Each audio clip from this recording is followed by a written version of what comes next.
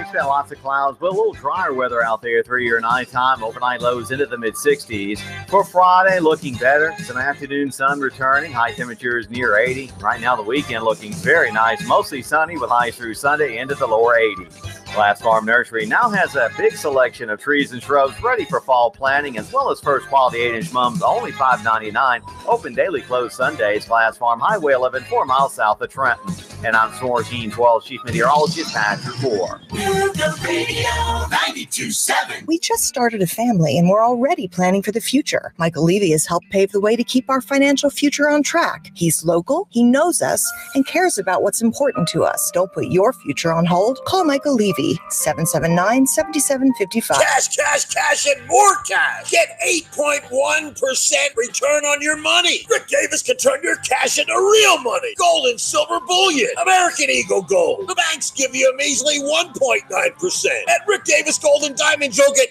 8.1% return on your money. 8.1% return on your money. Wow! Whether you're buying an ounce or 100 ounces, Rick guarantees it in writing. 8.1% Rick Davis Gold and Diamonds. Brainerd Road, Chattanooga. Cougar Radio 92.7.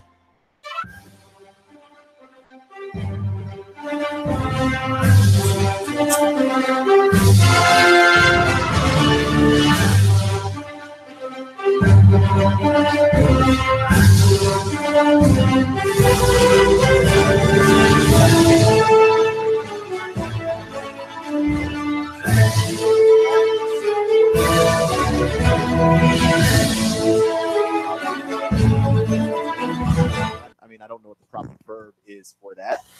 And joining us today is going to be Heath Thacker. He does a lot of the color for Whitwell football, and he's going to talk to us about their hot start and the buzz surrounding that team this year. And we have our game of the week coming up tomorrow after the pregame show, the countdown to kickoff, sponsored by 101 Personal Fitness with Sam Jordan. Then Nick and I will give you the game of the week, and then the fifth quarter show with Chattanooga State, sponsored by Chattanooga State, also with Sam Jordan. Well, we're bookended by Sam Jordan. Actually, it's a little bit different this week. Somebody clarify. So it was going to be the three of us in the booth. Now that's changed. It's the two of you in the booth. I'm doing the pregame show and the fifth quarter show with Jason. So we're just doing a little hopping around. Okay, we're doing a little bit of. So producer extraordinaire is going to be hot on a mic with me tomorrow. We're going to do the pregame and the fifth quarter show. So, well, that should be fun. Nice change of pace for everybody. Yeah. So yeah. Except for you, Keon. No, I still get to do play-by-play. I still get to do the hard work. Yeah, you still get the hard job.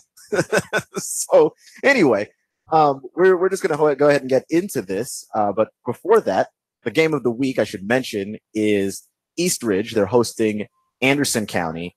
And we have a couple of drinks for Eastridge and Anderson County. We do. So here at Starbucks 10 North on the North Shore, where we are located for obviously every week for the Gridiron Gang show. But indoors this time. Indoors because it is monsooning. Well, it's actually not really raining at the moment, but it's very moist outside. It's still not conducive to radio equipment. So yeah.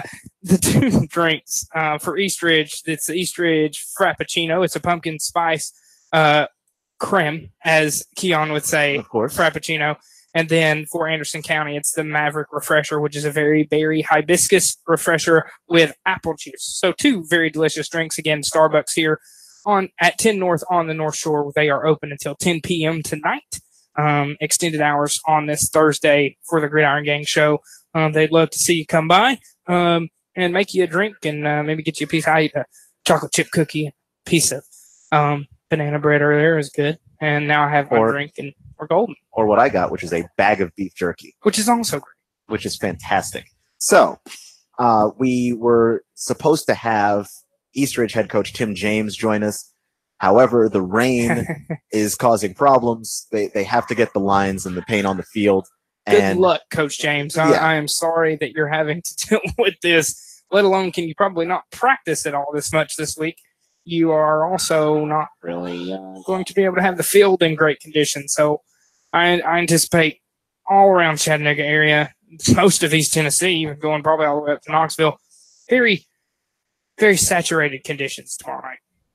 Probably, most likely. So we'll have Coach James on next week. He said he'll be able to come by then, provided, of course, the weather makes that happen. But joining us, though, is Heath Thacker, and we want to talk to you a little bit, not just about a lot of teams in the area, but specifically Whitwell, because they have gotten out to a great start. They're undefeated, and they don't just win. They win big. They are averaging 48 points a game, almost 50. What is the buzz around this team? This is a team we've been kind of looking for a while. They played a lot as freshmen and sophomores. They were you can't ever judge this, but they were a phenomenal Pee Wee group, and they've stayed together, stuck together, took their lumps a lot. We ran into Columbia Academy their freshman and sophomore years. Last year, we lost 2 games, both of them to our arch rival, South Pittsburgh, who is also – we'll play them in 3 weeks for what will be the region championship game.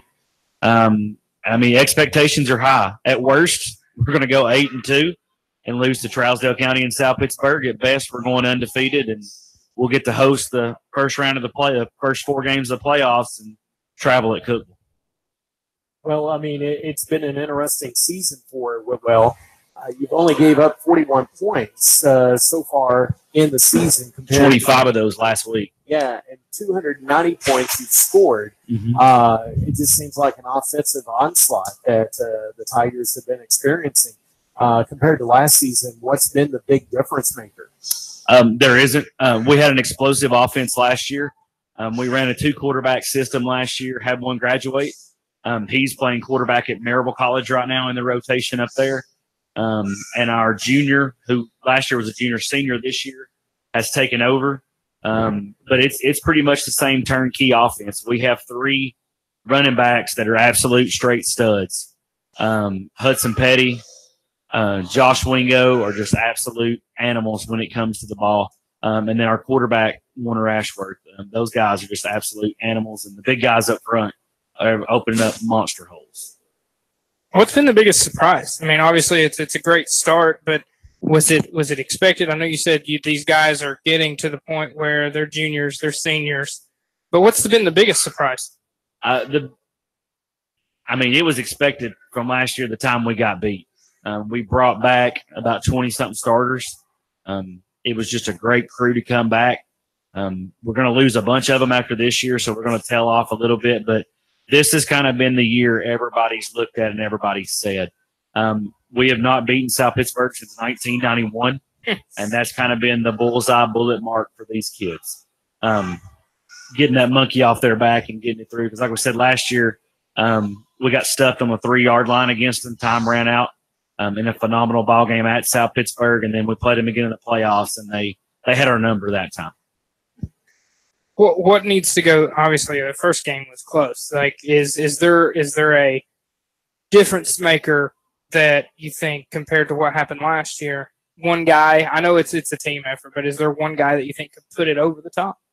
No, not really. As long as they all show up and this machine keeps churning like it is, we should be okay. It's going to be one thing that's hampered us this year has been penalties. We've got to cut down on some of the bonehead penalties. I know the scores have been lopsided, but in there it's been that. They've done a pretty good job of taking care of the football. But like to see that because, last year there was 2 turnovers in the playoff game that really kind of spun that game in South Pittsburgh's favor.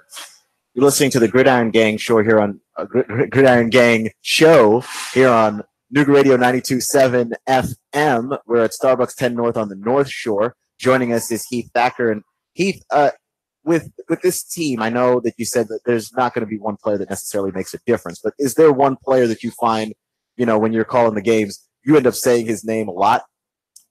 We have a couple. Like I mentioned before, Josh Wingo was the Times Free Press Player of the Week a couple weeks ago against Signal with a monster effort. Thunder Roberts is actually nominated for Channel 3's Play of the Week this week. He had a 75-yard pick six last week.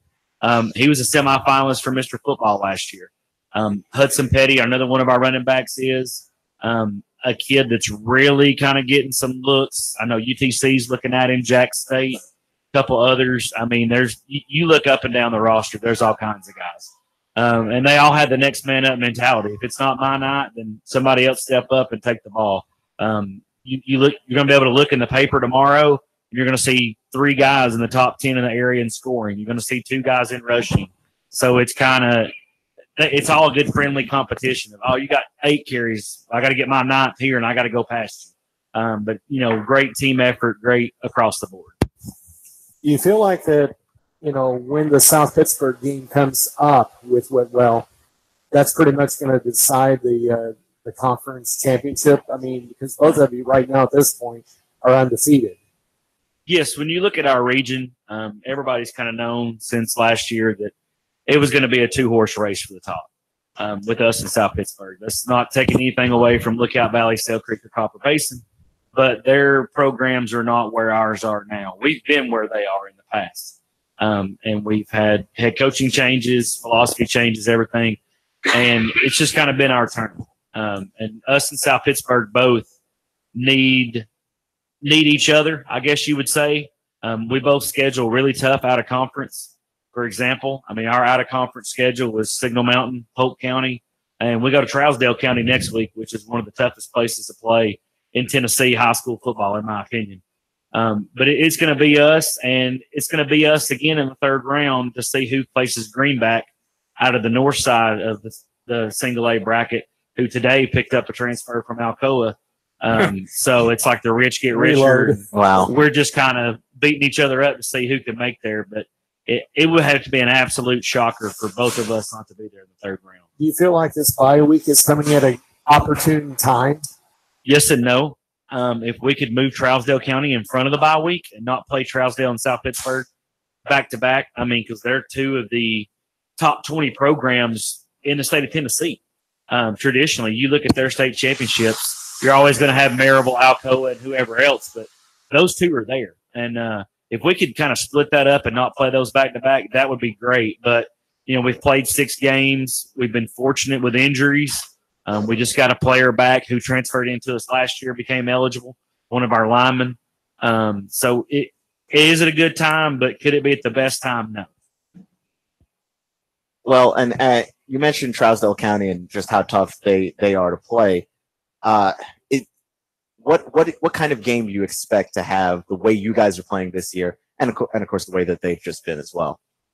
It's going to come down to the last possession. We played them last year. We're fortunate enough to win 17-14, on a last-second field goal, a 40-yard field goal, and it was back and forth the whole game. It's going to be like that. We schedule these games to have that playoff atmosphere and to play that tough team and get the experience that you need.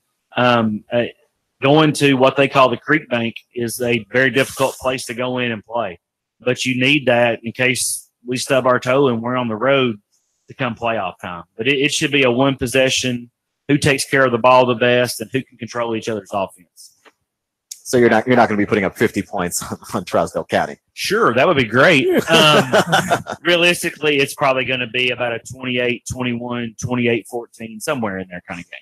And hopefully Whitwell State. Absolutely. Why would you not bet against us right now? If with the scores as lopsided as they've kind of been early on, is there any concern about when a game gets close? Are they going to be able to face the adversity, deal with the in-game adversity? Like, they've not had to face it yet. So is there any doubt? Obviously, like you said, juniors, seniors, right, they've dealt with it before, but not this season. Is there a concern there?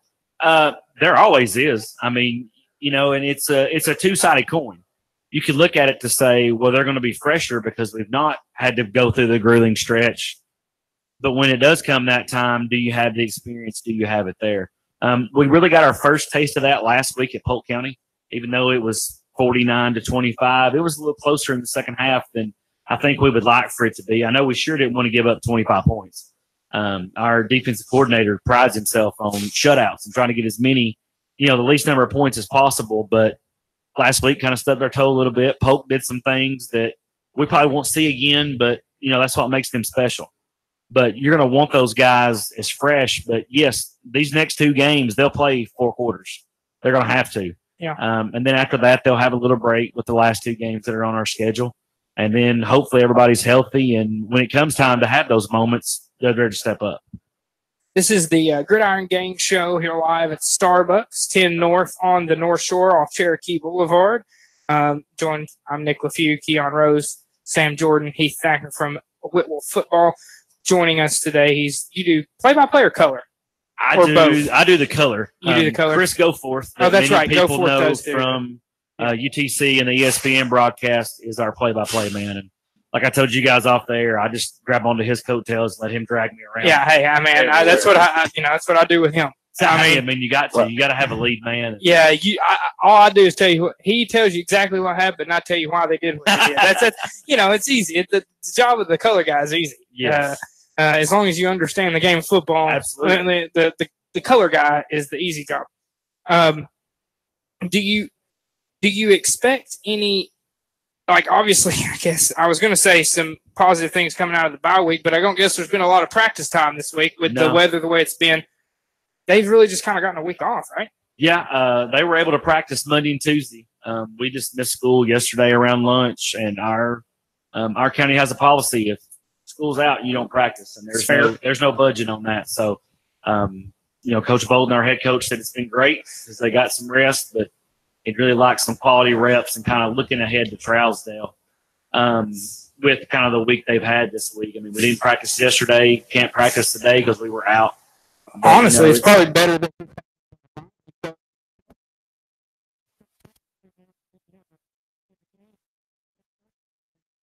what he and I were talking about yesterday is, you don't want this to happen, but when it does, thank goodness, because we're not preparing for Trousdale or South Pittsburgh or, even a Canton County.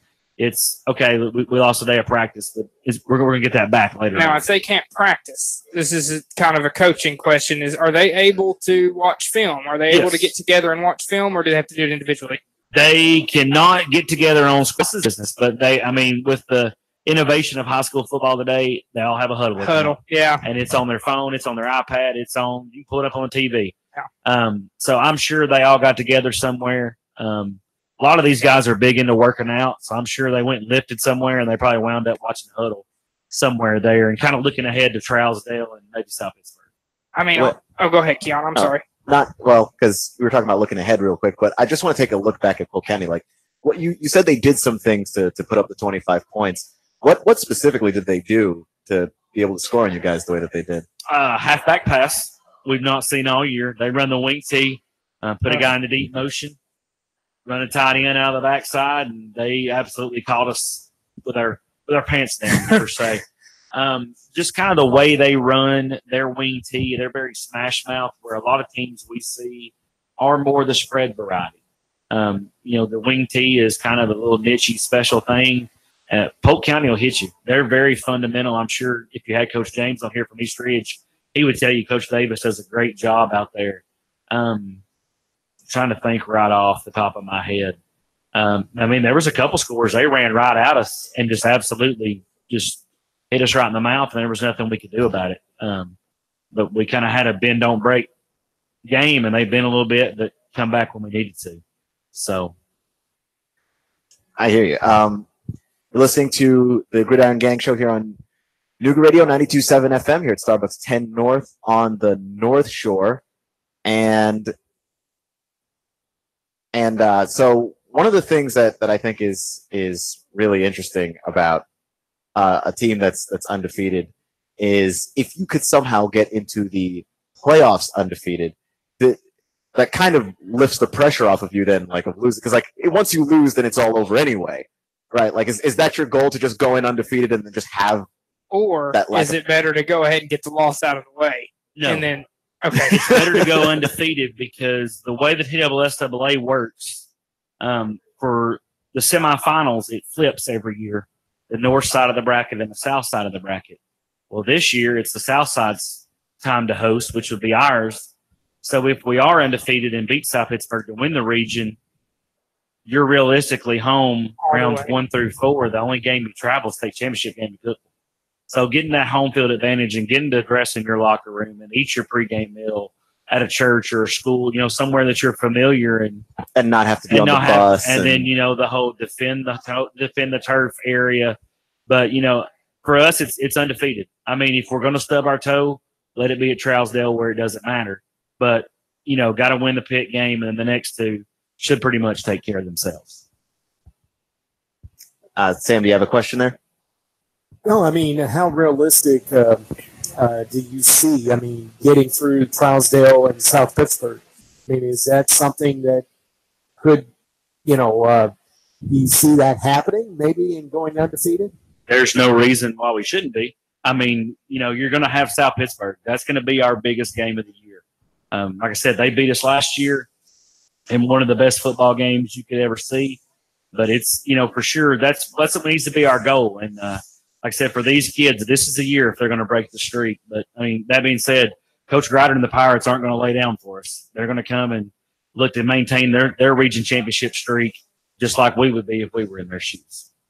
Other than South Pittsburgh, who do you really see? I mean, Sail Creek, they've got a 3-2 record. Lookout Valley, 3-1. And then, of course, you got Copper Basin, who's still winless. Do you think that there could be a possibility Sail Creek could be a spoiler in this? No. No? Good answer. It would be, but you've got Trousdale, South Pittsburgh, Cannon County, and Sail Creek. So, just judging by the look test. And last year we went 9-1. That one loss to South Pittsburgh. Finished the year 11-2. This year the goal is to go 10-0. But like I mentioned, South Pitt's not going to lay down for us. They're going to be there and try to make sure, that we stub our toe and they get that home field advantage. So it'll be a great game here in 3 weeks. And again, just to let everyone know, tomorrow night, Sam Jordan and Keon Rose will be at East Ridge High School for the AMCO Transmission Game of the Week. That is brought to you by, again, AMCO Transmission and Total Car Care of Chattanooga on Lee Highway. Stay on the road, not in the garage. AMCO Transmission on Lee Highway. Get it done the right way, the Thompson Petway way. This is the Gridiron Gang Show, live at Starbucks on 10 North on the North Shore. We will be right back after these messages.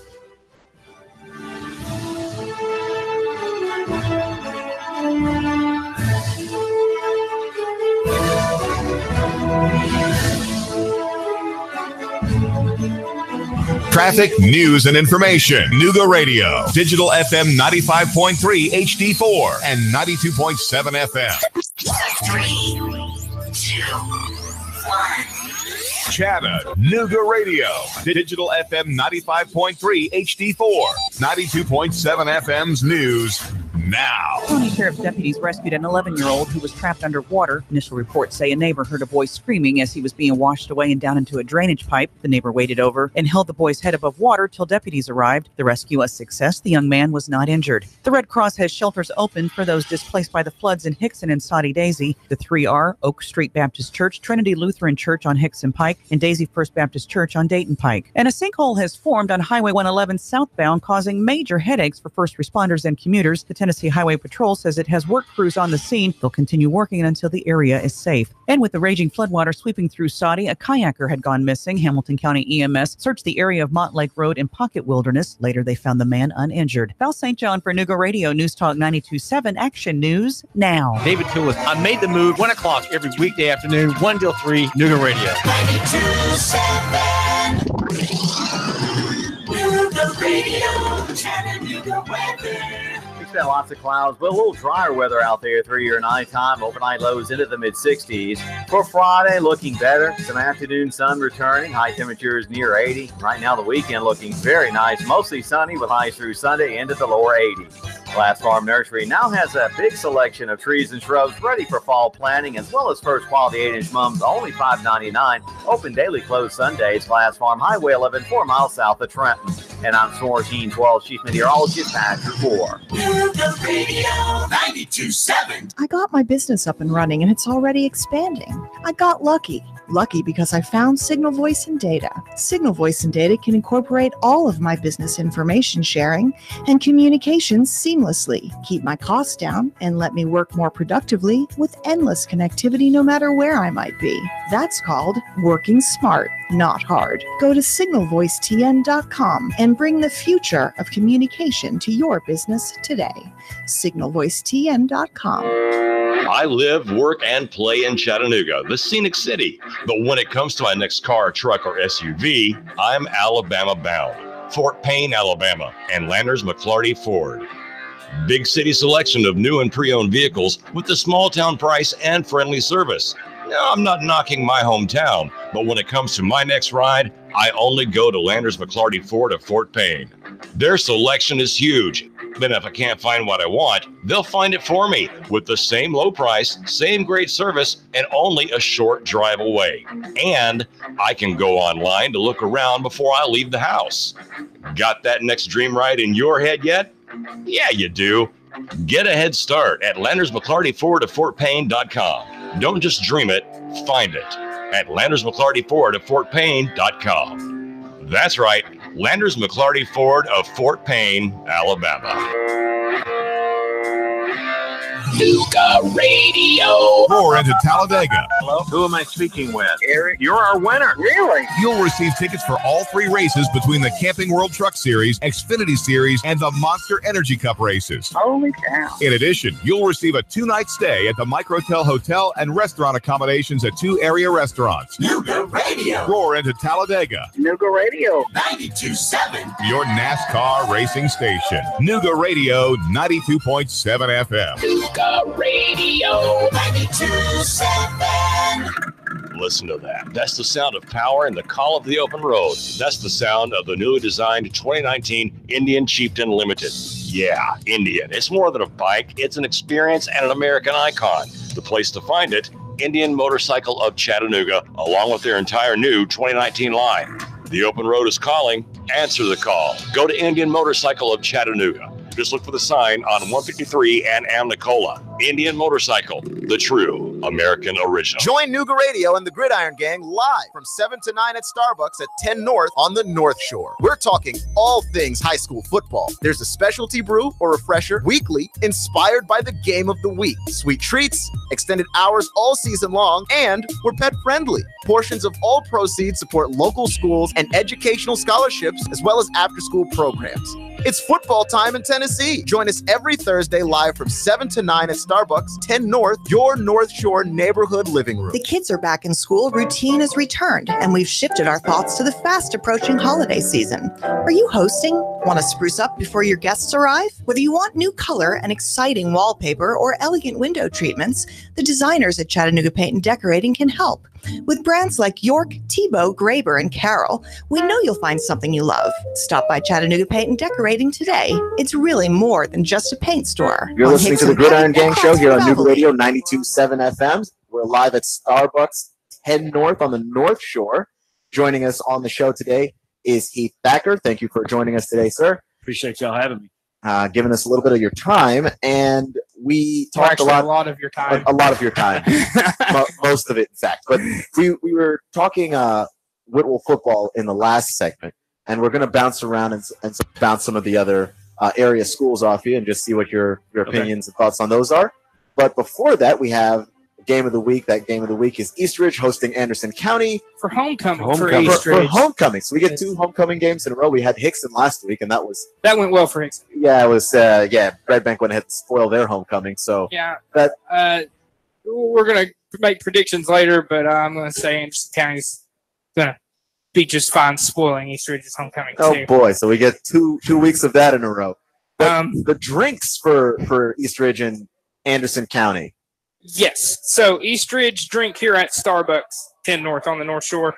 It is the Eastridge Frappuccino. It is a pumpkin spice creme. Keon, for you. Creme. And then the Anderson County Maverick Refresher, which is a very berry hibiscus refresher with apple juice. Again, Starbucks here on 10 North. They are open until 10 p.m. tonight. An extra hour for us here. We are obviously done at 9, but they stay open till 10 p.m. Thursdays only. Guarantee you it's going to be the latest Starbucks you'll find in town. So if you need some late night coffee or just need a nice refreshing drink, stop here. 10 North, Starbucks, North Shore, open till 10. And still, poor Jason back in the studio still has no drink. Which is unfortunate. They're very, very delicious. But so we did Red Bank last week, and we could talk a lot about them just because we've done majority of their games for our games of the week. But Red Bank's off to a really great start also, and Heath, I really wanted to know your opinion on how they've been playing and their sort of dominance in their region. Well, I mean, when you have Calvin Jackson at running back, you can probably go as far as you can. He'll take you. I mean, there's a reason the kid's going to Wofford, I believe. Yes, that's correct. They do a great job there. Coach Brown's gotten off to a wonderful start. They've always had a great pool of athletes right there, and they're in the right region to make a run, but I don't know how deep they can get because you're eventually going to have to run into Greenville on the north side of that bracket. I mean, it's kind of like us with Greenback. There's always somebody sitting there waiting that you're going to have to knock off to get over that hurdle. But once you do, you're set up to be doing great. But Red Bank, to me, has always been one of those programs in Chattanooga that year in, year out is consistent. They're going to be there. Yeah, and it's unfortunate, obviously, me being a Saudi Daisy alum, that game, which is the game we were actually supposed to do that week, was not able to be played. They worked so hard to try to fit that into a different week, to do a lot of different things to try to get that game played because that game does mean a lot. Obviously not. It's also a good money-making. But it's a huge money-making game for those booster clubs. And every school has those. You have to keep your program afloat because there's no millionaires coming up handing checks to football coaches or athletic directors or whoever. And, them and Saudi Daisy, I mean, it used to be one of the premier rivalry games. And you kind of get everybody that's in that 20, 30, 40 age bracket. It's like, that's that game. If I'm going to spend $5 or $7 to go to a game, that's the one I'm going to. Yeah, and I go every year. Obviously, doing this now, we were lucky enough that was going to be the one that we did week one. However, obviously, the weather, there was very few games played that week. But it really, really upsetting. I do want to kind of ask you a little bit about Saudi Daisy. I think it's been very interesting to see kind of their roller coaster ride that they've been on. Lose to Lenore City, beat Knox Catholic, then lose in heartbreaking fashion to Ottawa. I feel like I don't think they can necessarily make a deep run in the playoffs, but I think they'll make the playoffs. I mean, I think they're solid. Gavin Chambers is really good at quarterback. Any thoughts you have on Saudi? Saudi seems to be like the team that you want to face in August, but you don't want to face in October. Yeah. Because every year they make a run towards that number 4 seed. Some years they get there, some years they're a game off. But I remember them upsetting Ottawa and I think Cleveland a couple years ago in that October period. Yeah. Where if they'd have played them in August, you felt like, man, there's no chance. And now all of a sudden they get momentum, they get the ball rolling, and their offense gets in sync. But they're a team I would not want on my schedule in October because they are deadly. And it's like once their passing offense gets in sync, it's there. It's like when Justin's when he's able to get that offense going. And that's the difference in a passing offense versus a running. Running back, it's just I'm making sure my big boys up front are picking the linebacker, getting to that next level. When you're passing, there's so many more things that come in there, and it takes time, usually game 4, before you're really kind of tuning and you're rolling. So to me, with Saudi being a pass-heavy offense, that's kind of their magic time. But, get them early because you're not going to get them late. I was going to be honest with you. After losing to Lenore City for the second straight year, I was absolutely shocked that they went up to Knoxville and beat Catholic there. I mean, that's not a team you beat much, period, especially not in Knoxville on their home field. I thought that was very interesting. Obviously, I think Catholic was ranked 2 in their region in the state at that point in time. And that's pretty impressive, or in their classification, not the region, in the classification. So that's pretty impressive. And the other thing about that game is that Saudi beat him with defense, which this season has just been rare. We haven't seen Saudi defend really anybody, and they went out there and shut him down. I was shocked. I saw the score on that one. I couldn't believe it. I'll say this about Saudi's defense. It's been a lot better this year than it has in the past. And I think that has a lot to do with Justin getting the right guys in there on the defensive side of the ball. Nobody's going to argue with Justin's knowledge on the offensive side of the football. No, it's especially surprising when they lost the cog they did of Ty Beck. Yeah. And Ty, just a phenomenal kid playing now, special teams at UTC. He was the guy, if you got to make a tackle, I'm putting my money on Ty to stuff that guy. Or make a catch. Or make a catch. Or, you can tell with him, and I know his dad, Troy, is on the staff, and Troy's just a phenomenal dude. But I think that was a tremendous hire by Justin, getting him back out on the staff because he was just teaching at one time at Saudi Daisy. But just phenomenal guy. Another team that is worth watching in the area is Tyner. They're incredibly good, incredibly athletic. I mean, they could put points on you really easily. But last week against East Hamilton, 6-3. They won, but that doesn't look like the Tyner team that we've seen at all at any point this year. 0-0 at halftime. It was. Yeah, It was. it was We ugly. were sitting there in the box in Hickson, and we were like, "Is this a typo? Yeah, Like, what's going that's on?" what we thought too. We scrimmaged Tyner in the spring, and you talk about passing the look test. I mean, they passed the absolute look test. And so we've always kind of kept up with them, had a great scrimmage, saw areas we needed to work on, they needed to work on. And we saw the score and was like, man, East Hamilton's been struggling the past couple of weeks, and we thought Tyner just roll in there and the Ram train would keep rolling. But, Tyner, to me, they're on a collision course with Meigs County, and to see who represents the East in AA.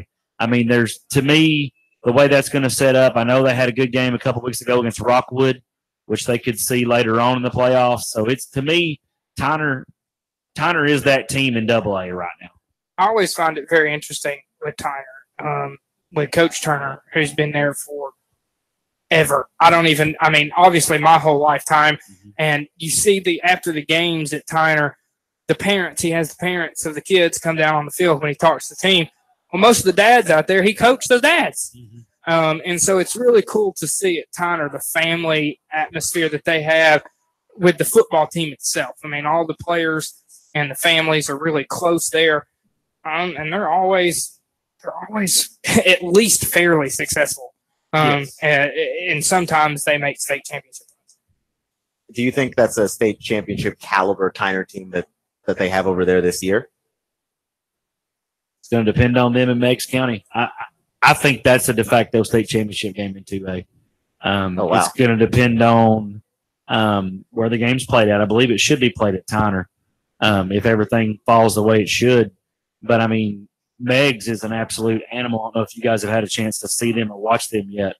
But that would be a game that would be worth the price of admission to go watch, because it will be just an unbelievable night of football when those two clash. From what I know about Meigs and what I know about Tyner, it's clashing of styles. You got athleticism and you got power. Yep. And that's generally what you expect from those two teams. And it's always fun when you see two contrasting styles play each other.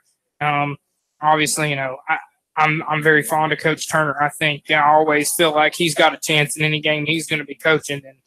And you got them, and you have Baptiste. That's for them is, to me, one of the top 3 to 5 athletes in the Chattanooga area. I'd put him up there with, just anybody. He's Calvin Jackson's, anybody. He's phenomenal. I think he's a kid come signing day that will surprise some people. I'm pretty sure he's listed in here along with Calvin Jackson in the city scope. Like, I think they put in like 10 or 15 players that were worth watching at the beginning of the year. And obviously Calvin Jackson's in that group, but there's a bunch of different guys in there. Another interesting thing, I don't know how much you keep up with North Georgia, but it's been interesting down there. There's been kind of a little bit of a shifting. I wouldn't say complete changing of the guard, but a little bit of shifting. LFO's rebounding and under Coach Campbell doing some great things down there. Ridgeland, they've had another turnover. Courtney Braswell down there now. A lot of different things. Even a good start from Heritage. Well, if they start off well, then they've completely just fallen off the face of the planet. Yeah, but they're 1-4. Yeah, I think EK Slaughter, who's the coach at Heritage, he even would say this was not going to be one of his better teams. But you have any thoughts on North Georgia at all? I mean, I know it's the big shout out I would like to say would be Cahulla Creek. Breaking the 27-game winning streak. One of our former head coaches, Dan Tierney, is the offensive coordinator at Cahulla Creek, and Danny Wilson, that used to be at South Pittsburgh, is down there. So two guys that we are real familiar with are down there, kind of along with Caleb Bagley, their head coach, trying to turn that program around. We kind of keep up with them, but I mean, you got LFO, Ridgeland. You're always going to have Calhoun in that area. Some of them are going to see. I was fortunate enough to do the Corky Kell Classic down in Atlanta and saw some Colquitt County with Coach Russ Probst that used to be at Hoover. Many people know him from two-a-days. And just to see the level of athleticism and everything they're putting through there and some of ours, it's like, man, I'd take 2 or 3 of those kids and go from there. And then, of course, you throw in other teams that are just north of Atlanta, teams like Cartersville, Buford, Cartersville, obviously Trevor Lawrence, who's now the starter as of this week, the starting quarterback at Clemson, played there. And that's a whole nother topic for debate about the new transfer rules and everybody just getting to kind of do whatever they want and just kind of quit in the middle of the season. But that's neither here nor there.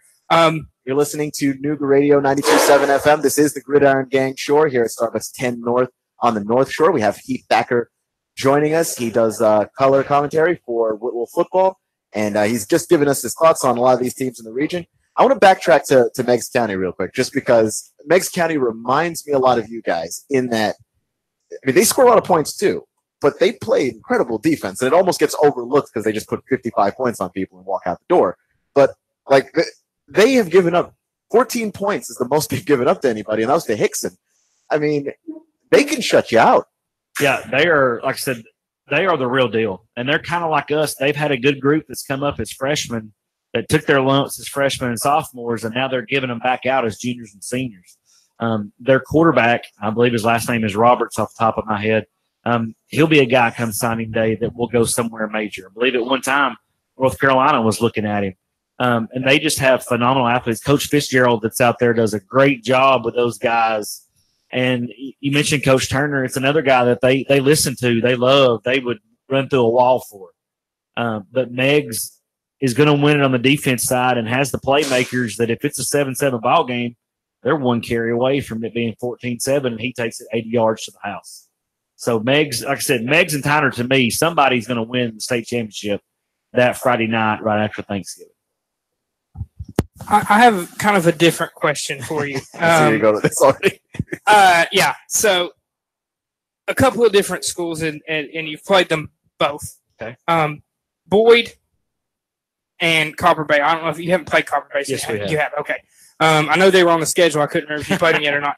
Boyd and Copper Basin, two schools who both, Boyd especially, you look at the sideline, and there's like 20 kids. 25 kids. How tough is that on a coach? It's horrible. What is your job really just realistically not to get kids hurt? Yes, at that point it is, because you need quality depth. You need quality backups. You need those quality reps in practice. Coach Orr Rodriguez now does a great job with his staff, given the situation he was put in with Coach Cardwell leaving in July. My answer to Boyd Buchanan football is to get on Highway 72, drive south to Huntsville, pull into Madison Academy, and ask Grant Reynolds to come back. I mean, to me, Boyd Buchanan football changed the day Grant left. Grant does a phenomenal job. It wouldn't shock me to see him back in the Chattanooga area here in the next couple of years. But to me, you've got to do something. And I think that it also wouldn't surprise me to see Boyd drop out of Division II. I don't know if Boyd was completely ready for Division II when they got there, because the numbers and everywhere else, that's kind of the state of the program they need to be. I know they rolled into Whitwell. This was first game of the year during the monsoon week with like 20-something kids. I mean, you think Boyd Buchanan, you're thinking sideline 40, rolling in with 2 charter buses full of kids. And a perennial playoff team. Perennial. I mean, you had Davey Smith that went to UTC. You had Will Healy, the head coach of Austin Peay. You had Matt Pearden, who was a Mr. Football running back for them during the heyday. So many others.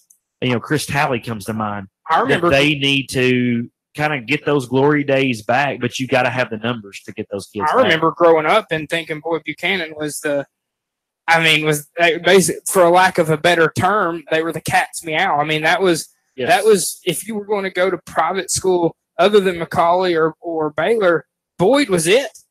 You wanted to go to Boyd. I mean, Boyd, you think about the late 90s, 2000s, even early 2010.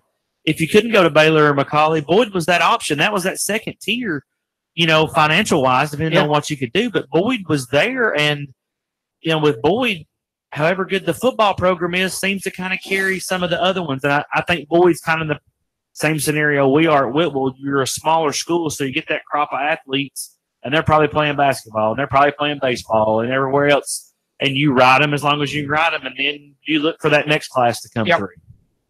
Yeah, and then obviously Copper Basin is another one I wanted to touch on. What's the deal with Copper Basin? Because they get smoked every week, and we're trying to we try and talk them up a little bit, but it's just there's only but so much you can do. Is there something? Copper Basin is such a small school. Yeah, I mean they have around 400 kids total in their whole school, between 300 and 400. They're relative the same size we are at Whitwell, but it's so secluded. I guess you guys have never been to Copper Basin. That's a negative. That's a negative. If you blink, you'll go through it really fast. Right here, right on the line with Georgia and Tennessee, the LJ Blue Ridge area. They've been able to compete some years in our region, depending on who was down. They need athletes. We played them. Coach Grabowski, that used to be at Red Bank, is their head coach. His son is the quarterback, and his son is a phenomenal ball player, but he may be the only one they have. They have smaller linemen, which running the power scheme that he wants to run, you can't be real efficient with. But given the pieces he's got, that's the best available option for them at this point. But, I mean, Copper had a chance 2 weeks ago to clinch a playoff spot in our region. Everybody goes but one team, and Sale Creek throws the upset. Congratulations to them to lock that playoff seed in versus Copper Basin. So I think Copper may be the team this year in our region that's staying home the first round of the playoffs. But the one thing about Copper Basin, they aren't truly the worst team in our region, because even though they gave up 235 points, their McMinn Central is actually the worst team. McMinn Central is not in our region, unfortunately. Yeah, Copper Basin, Sale Creek, Lookout Valley. Right. But, yeah, in the area, yes, and here's the good part is you're at the end of a scheduling period with football.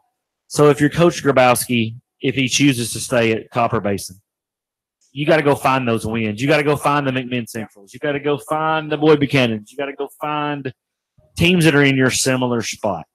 And you got to make those guys work in your schedule, given the way you got it. I do want to touch on, but I'm going to save it for the next hour. I want to touch on some other private schools. Obviously, if you think in the area, Baylor, McCallie, Notre Dame are going to be the ones that I want to touch on the next after the break, after the hour break in the national news. But I pulled up the players to watch here, which we will also talk about. We've mentioned a few of them. We've mentioned Calvin Jackson, and we'll talk about Cameron Wynn also from Notre Dame in the next segment. There are a few others as well in the private school, and there's another private school that's kind of surprised some people, and that's Chattanooga Christian and Coach Mariakis down there. So we will we'll continue to talk about those things again. You'll join Keon and Sam tomorrow night for the AMCO Transmission Game of the Week. That is brought to you by, again, AMCO Transmission and Total Car Care of Chattanooga on Lee Highway. Stay on the road, not in the garage. AMCO Transmission on Lee Highway. Get it done the right way, the Thompson Petway way. This is the Gridiron Gang Show, live from Starbucks, 10 North on the North Shore, right off of Cherokee Boulevard. Come join us. We'll be here till 9 o'clock. They are open till 10, and we'll be right back after the national news.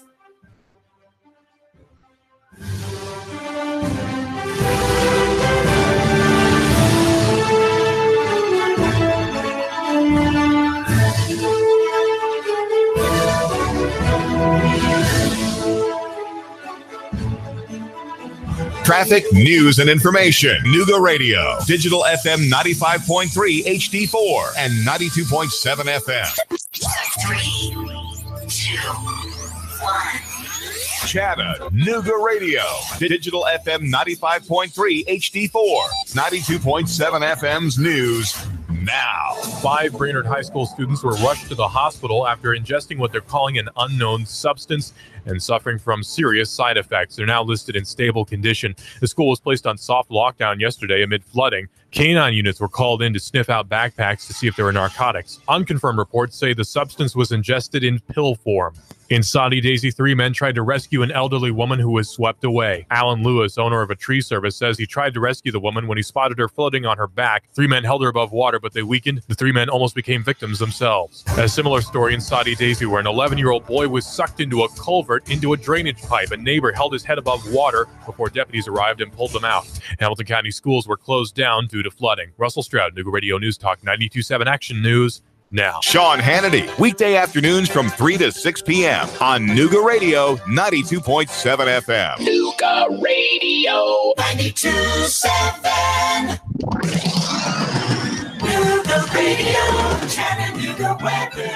It's been lots of clouds, but a little drier weather out there through your nighttime. Overnight lows into the mid-60s. For Friday, looking better. Some afternoon sun returning. High temperatures near 80. Right now, the weekend looking very nice. Mostly sunny with highs through Sunday into the lower 80s. Glass Farm Nursery now has a big selection of trees and shrubs ready for fall planting, as well as first quality 8-inch mums, only $5.99. Open daily, closed Sundays. Glass Farm, Highway 11, 4 miles south of Trenton. And I'm Swarteen 12, Chief Meteorologist Patrick Moore. Nooga Radio 92.7. Your home is a constant work in progress. Repaint the walls? Yeah, easy enough. Leaky faucet? There's a video for that. But roof repair? You might want some help. That's where Chattanooga roofing contractors come in. They have 3 generations of roofing excellence you can count on. Leave the ladder in the garage. Go to chatroofing.com. That's chatroofing.com for Chattanooga Roofing Contractors, a roofing company you can trust. My ex recently hacked my email and my social media, and it really caused me some problems. I changed all my passwords, which helped, but I'm still getting trolled, maybe even stalked. I know it's him. I just can't prove it. My business, well, it's been broken into twice already. I've got cameras, but that only helps after the fact. I'd rather prevent it from happening in the first place. Unity One East is your solution to these and many other security concerns. With private investigation, security services, and backed by decades of real-life experience in military and law enforcement, Unity One East is your instant contact for security, investigation, and consultation to help protect you, your family, and your business. No 1-800 number, no red tape, no wait, because Unity One East is local and available 24/7. Reclaim your peace of mind. Call Unity One East, 475-6206, 475-6206. Whether you have marginal, moderate, or even extensive hair loss, you don't have to live with it. Finally, there's a procedure that becomes a part of you, and it requires no daily maintenance or special care. Let Apollo Hair Systems give you a free hair and scalp analysis today. Call 423-803-1011 and schedule this free evaluation today. Open Tuesday, Wednesday, and Thursday from 9 a.m. to 6 p.m. Friday and Saturday, 9 a.m. to 3 p.m. Apollo Hair Systems, 5512 Ringgold Road in Chattanooga. 423-803-1011 for Apollo Hair Systems. I live, work, and play in Chattanooga, the scenic city. But when it comes to my next car, truck, or SUV, I'm Alabama bound. Fort Payne, Alabama, and Landers McClarty Ford. Big city selection of new and pre-owned vehicles with the small town price and friendly service. Now, I'm not knocking my hometown, but when it comes to my next ride, I only go to Landers McClarty Ford of Fort Payne. Their selection is huge. Then if I can't find what I want, they'll find it for me with the same low price, same great service, and only a short drive away. And WPLZ HD4 Ottawa, W224AZ Chattanooga. Serving Chattanooga. Broadcasting live from the center of the universe, the Tennessee Valley's most listened to news talk station. Nooga Radio 92.7. This is CBS News on the Hour, presented by Liberty Mutual Insurance. I'm Pam Coulter. President Trump has weighed in after the Senate Judiciary Committee hearing that became a dramatic he said, she said. Mr. Trump was clearly pleased with Supreme Court nominee Brett Kavanaugh's emotional denial of charges that he sexually assaulted Dr. Christine Blasey Ford when they were teenagers. The president tweeted his testimony was powerful, honest, and riveting, CBS's Weijia Jiang. White House officials were saying throughout the day that they were very pleased with Kavanaugh's performance, that his tone was very defiant and strong, and that's exactly what they had hoped from him, contrasting what he presented recently during a news interview. Illinois Democrat Dick Durbin questioned Ford. Dr. Ford, with what degree of certainty do you believe Brett Kavanaugh assaulted you? 100%. And Republican John Kennedy questioned Kavanaugh. None of these allegations are true. Correct. No doubt in your mind. 0. I'm 100% certain. Not even a scintilla. Not a scintilla. 100% certain, Senator. You swear to God. I swear to God. CBS's Bianna Goladriga. After seeing Dr. Ford's testimony, I think that a lot of Republicans were nervous going into Judge Kavanaugh's. I think he came in doing what they had hoped that he would, show emotion. You saw what his family had gone through.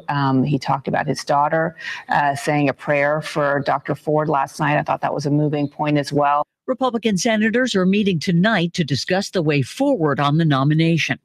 Wisconsin prosecutors have charged former nurse Christopher Kafum with child abuse for allegedly injuring multiple infants in a Madison Hospital intensive care unit. WISC TV reporter Keely Arthur says the incidents went on for 11 months. The investigation's been going on since February, and a federal report came out saying that at least 5 babies had injuries ranging from broken bones, like an arm, to a skull fracture. Federal regulators are suing Tesla CEO Elon Musk for making false and misleading statements to investors about taking the company private. CBS News business analyst Jill Schlesinger. Elon Musk has come out and, through his spokesperson, has said that this is an unjustified action by the SEC. And he said that that action leaves me, quote, deeply saddened and disappointed.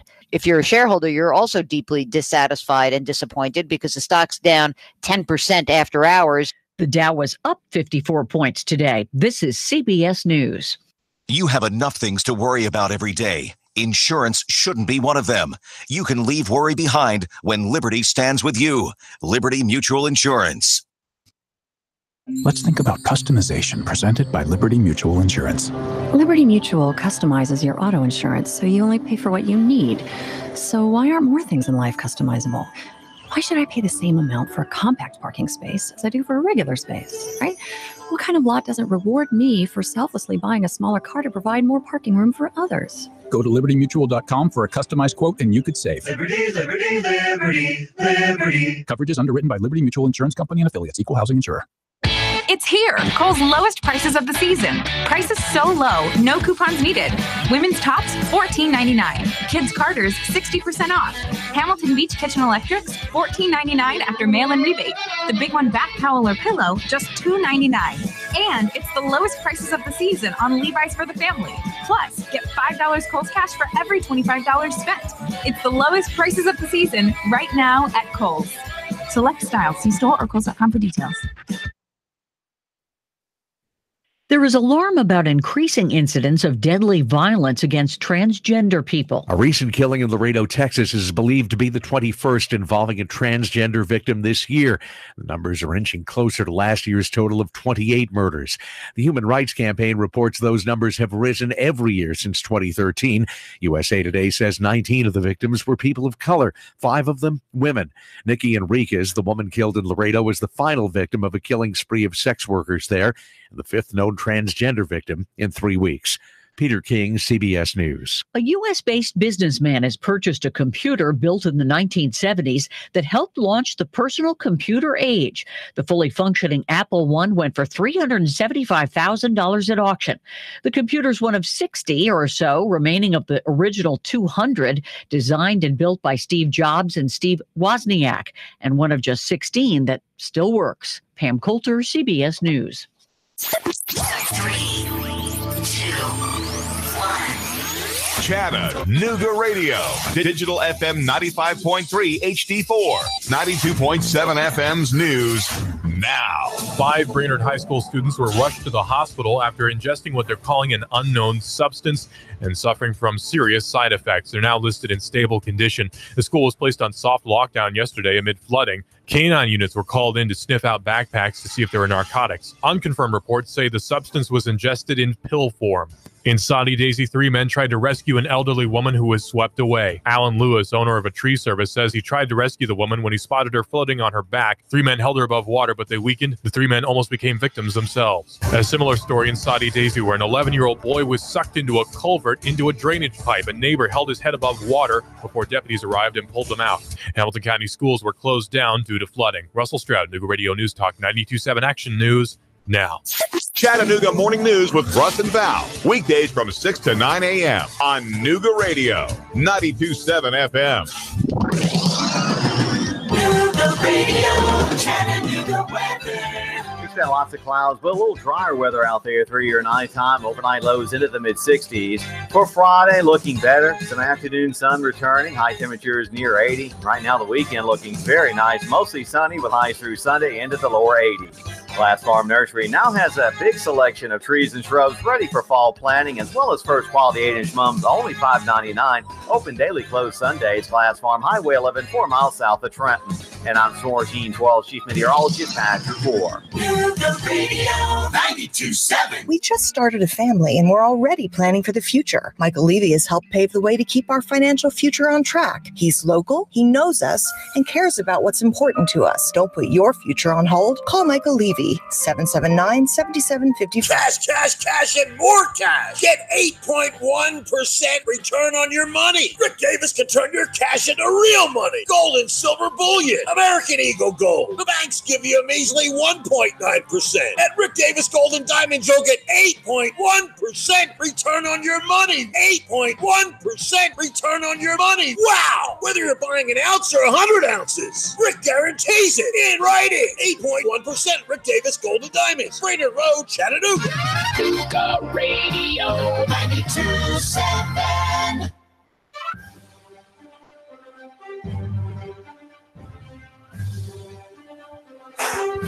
You're listening to the Gridiron Gang show here on Nooga Radio 92.7 FM. We are live at Starbucks 10 North on the North Shore. Thank you for joining us today. Alongside me, Keon Rose, is Sam Jordan. Hi. And Nick LeFew. Heath Thacker joining us for the couple of hours here that we're doing this show. We're just stealing his life away from him. I know, but we do what we have to do in the name of football. We also have a game of the week coming up tomorrow. It is the Amco Transmission Game of the Week. East Ridge, the Pioneers, will be hosting the Anderson County Mavericks, and as such, we have drinks of the week to go along with our game of the week. The East Ridge drink is the East Ridge Frappuccino, which is a pumpkin spice with creme, as properly pronounced. And then the Maverick Refresher for Anderson County is a berry berry hibiscus with apple juice. And you should probably come on out and try those. We're going to be open here at Starbucks until 10. The show is over at 9, but the Starbucks is open until 10, which is the latest open Starbucks here. Granted, it's only Thursday nights for us doing this show, but if you want to come out, study, have a cup of coffee, try one of these specialty drinks, talk some football, we'll be here. Come on out and give it a shot. I know that you'll probably have to brave the weather on the road, but just come out and do it. We'd love to see you, and we'd love to have you. So we were talking about a lot of the schools in the region, and we really wanted to move into some of these private schools. And we're talking to Heath Thacker. He is the color commentator for Whitwell football, but he's really knowledgeable about a lot of these other area schools as well. And a lot of the private schools in the area, Notre Dame, Baylor. We talked a little bit earlier about Boyd Buchanan, but how do you see things shaking out, especially for a school like Notre Dame that started off in a weird way, but found their footing as the season went on? Yeah, Notre Dame's always a program about week 4 to 5. That juggernaut starts rolling, and they roll all the way through. I think they ran into Knox Catholic last year, who knocked them out, or maybe Knox Webb. They're going to make a deep run every year. Coach Fant and his guys do a wonderful job, and it's pretty much like we lost 5 people, let's replace them with 5 more, and the machine keeps rolling. They're a team, I think, in that public or that private school division that can make a run. I think you're seeing a great run out of Chattanooga Christian.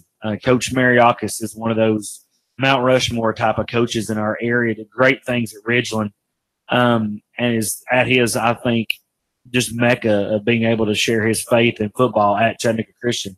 And once he gets the pieces that he needs in there, they're going to take off. But to me, that's kind of the up-and-coming program. You're going to have McCallie. You hear a lot of rumbling about McCallie. This is their year that they've got all the pieces, even with a quarterback that's either a sophomore or junior, I believe, off the top of my head. You're right. He's a junior. Is a phenomenal athlete.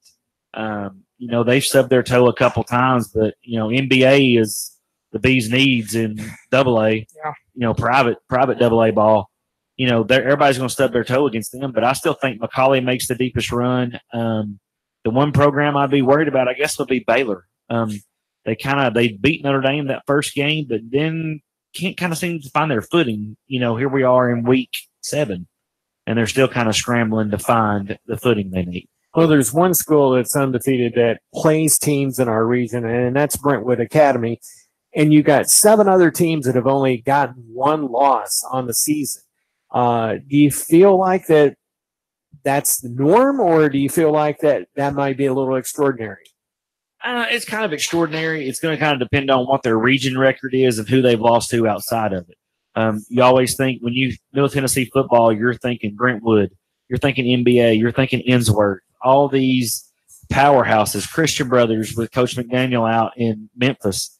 You kind of have these people where Baylor and McCallie have to butt their heads up with them, but their game in 2 weeks, may mean more to Baylor than it does McCallie. It could hurt McCallie a lot more than it could Baylor, especially when it comes time to that 2 to 3 seed where you may have to travel to Nashville to play instead of hosting a game here in Chattanooga. With Baylor, I know Baylor's talk about a roller coaster ride. That's kind of what this year's been in the last couple of years, realistically, for Baylor. One thing that I notice, and I don't pretend to be an armchair coach, but one thing I've noticed, even back when I was in high school, they still run a 3-3-5 as their base defense. Me personally, I'm not a fan of the 3-3-5. They did do some things against Notre Dame that I thought was very interesting when we called that game. You saw a lot more of a 4-man, 5-man front because they knew Notre Dame was going to run the football with the quarterback out. Hadn't seen those kind of adjustments from Baylor's defensive front in the past. Do you think that's something that maybe they're starting to play with a little bit, or is it maybe just the situational, here we're going to put 8 guys in the box? It's probably situational. When you face a scrambling quarterback like that, you want to put as many hats as you can out there. And with the 3-3-5, you got to have somebody that knows that can kind of handle both those gaps. If not, those tackles getting blown out, then they can run for days on you. So you got to make sure that you're there. I think Baylor will adapt to who they play. And, Division II is the toughest division in Tennessee because you have all kinds of athletes that when you look up are going Miami, Tennessee, North Carolina, Kentucky, different places like that you don't see those week in and week out, and these schools have multiple of those guys going. Yeah, you have Baylor, Christian Harris, who's the defensive end. He is being recruited. There is a list on here of his offer list. It's a slew of Division I schools. 2 service academies. Marshall's listed on here. Tulane, Western Carolina, Southern Mississippi. I mean, you're talking about Eastern Kentucky. I mean, there's some good schools on here. Air Force and Army are the 2 service academies, and obviously Cameron Wynn at Notre Dame. I'm talking about private school athletes. It's probably in the Chattanooga area the cream of the crop. His offer list. A lot of Power 5 schools on here.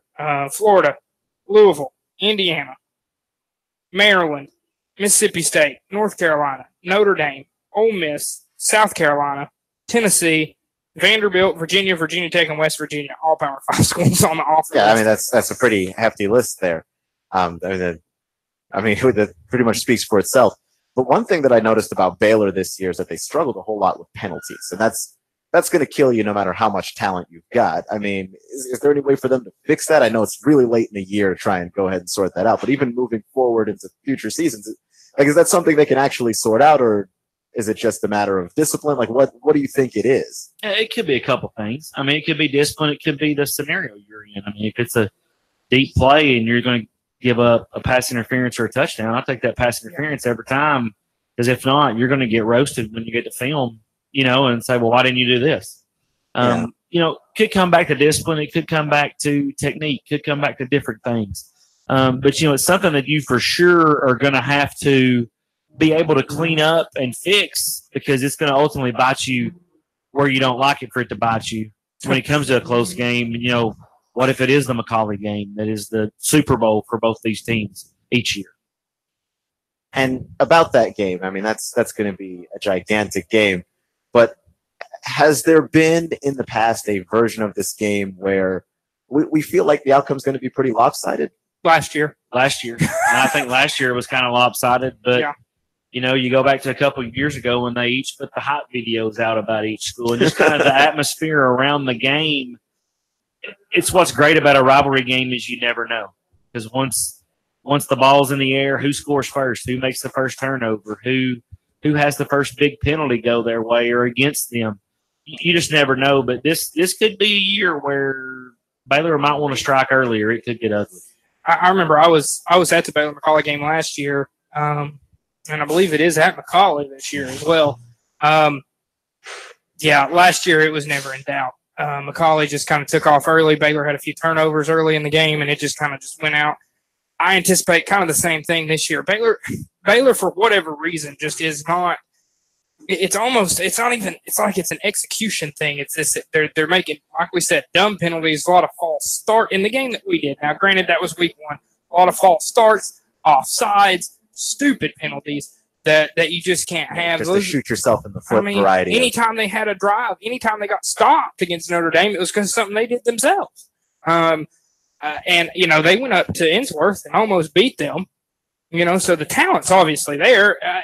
It seems like to me at times it's just poor execution, and things just don't seem to work out for them. And then right now they just, when it comes to the McCallie game, they have a mental block against McCallie, and I don't see that changing anytime soon.